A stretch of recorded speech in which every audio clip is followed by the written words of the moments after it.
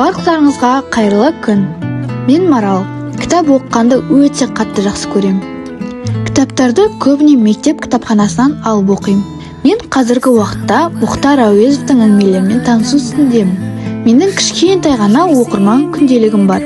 Бұл күнделігіме мен оқыған әңгімелерімді талдап, негізгі ойымды, сезімімді және өз көзқарасымды жазамын және қалыптастырамын.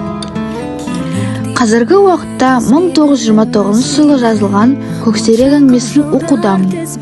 Бұл әңгіме мені қатты ойландырды. Адамдардың көксерекке көрсеткен зұлымдығы мен қатыгездігі оның мінезін өзгертті. Адамдар табиғаттың заңына қарсы шығып, қасқырдың бостандықтағы өмірін тартып алды.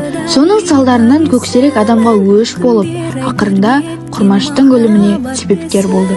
Мен Мұхтар Әуезовтың шығармашылығына шын тәнті болдым. Оның әрбір шығармасы терең ой мен өмірдің шындығына толы. Қазірге дейін мен жазушының жетім, үйлену, сөніп жану және қорғансыздың күні сияқты әңгімелерін оқыдым.